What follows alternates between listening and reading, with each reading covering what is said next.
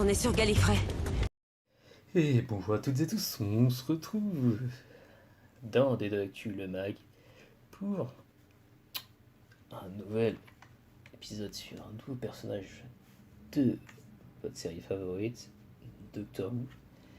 Et donc, aujourd'hui on va parler de Yaz. Alors, Yasmine, est née au début de 99. C'est la fille de Hakim et Naija Khan. Elle avait une sœur cadette nommée Sonia, avec qui elle n'a pas eu le long. Quand elle était petite, Yaz a supplié ses parents de se procurer un lapin de compagnie, mais n'en a pas été autorisée parce que Hakim était allergique à la fourrure animale. Au lieu de cela, elle a reçu une peluche nommée Mr. Hoppy. En quelle école primaire elle est allée? Aux Redlands, aux côtés de Ryan Sinclair, sa meilleure amie à l'école, était Poppy Hillman. Vers 2008, quand ils sont tous les deux commencés à fréquenter l'école secondaire, leur amitié a pris fin alors que Tyler Grant est qualifié Yaz de terroriste islamiste. Quand elle avait 12 ans, elle était la meilleure amie d'une autre fille nommée Aisha et elle est partie en voyage de camping scolaire avec elle. Au cours de l'année 2010, elle s'est faufilée dans la maison de Danny Biswas par la fenêtre. Elle a également été victime d'intimidation par Izzy Flint, qui a laissé Yasmine effrayée pendant une année entière. Donc lorsque les choses sont devenues difficiles, au point que cela a affecté ses notes à l'école, elle s'est enfuie de sa maison avec le sentiment que ses parents ne comprenaient pas ses problèmes. Convaincue qu'elle allait faire quelque chose de stupide, Sonia a signalé à sa disparition. Donc elle a été retrouvée dans les Landes par la policière Anita Patel, qui l'a convaincue de faire face à ses problèmes en lui proposant un compromis. Elle lui a dit: « Je te propose un marché, retrouve-moi dans 3 ans, si j'ai tort, je te donnerai 50 livres, mais si j'ai raison, tu me donnes 50 pennies. » En 2016, inspirée par Anita Patel, Yasmine rejoint la police de Al-Mashir en tant qu'officier subalterne. Sa formation d'agent de police comprenait l'apprentissage de mesures pour aider les enfants à se sentir en sécurité dans des circonstances stressantes. Donc, elle a rencontré les effets du racisme au XXIe siècle.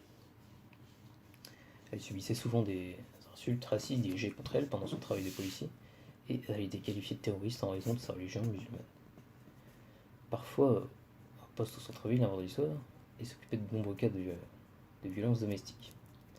Même si elle espérait des missions plus importantes, elle était dévouée à ses responsabilités de policière qu'elle prenait au sérieux. Comme elle ne poursuivait pas de vie sociale en dehors du travail, la famille de Yaz la considérait comme mariée à son travail. Donc, en tant que stagiaire, elle était souvent envoyée par son supérieur Ramesh Sender pour s'occuper des petits différends. Après avoir exprimé son besoin de quelque chose de plus, elle était envoyée pour enquêter sur un objet non identifié dans les pics à l'intérieur de Sheffield. Et là, Yaz a découvert Ryan Sinclair qu'elle a reconnu. Ryan a insisté sur le fait que l'appel n'était pas une farce, bien que Yasmine ne l'ait pas cru au départ. Elle finit par la croire en touchant l'objet. Après que Ryan ait reçu un appel de sa grand-mère, Grace, Yaz l'accompagne pour comprendre ce qui se passe. Elle retrouve alors le train attaqué par une créature mystérieuse.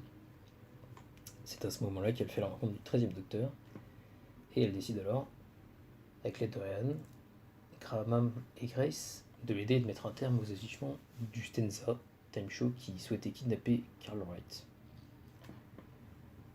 Donc elle assista donc par la suite aux funérailles de Grace. Elle apporta son aide à Docteur, alors que ce dernier tentait de retrouver son TARDIS. Elle a été transportée accidentellement dans l'espace avec Graham et Ryan. Elle et le Docteur sont secourus par Elzo, qui pensait avoir récupéré 2 bonus pour sa course. Yaz se réveille et trouve le Docteur en train de vouloir atomiser l'arrière du vaisseau, le Cerberus. Cette dernière réussit alors à les faire atterrir sur la planète Désolation, où elle retrouvera Graham et Ryan. Les concurrents, ainsi que le Docteur et ses compagnons, ont été chargés par l'un, le maître de la course, de traverser le territoire afin d'atteindre le monument fantôme. Cette victoire apporterait alors au vainqueur une somme de 3,2 millions de crimes, en plus d'être récupéré et transporté hors de la planète.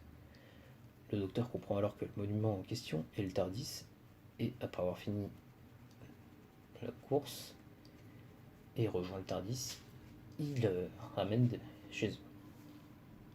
Pendant les voyages avec le Docteur, elle a rencontré, pour le moment, Rosa Parks, Nikola Tesla, les Cybermen, les Daleks, les Juden, Jack Harkness, Time Show, les araignées mutantes, Pitting, les démons de Punjab et bien d'autres encore.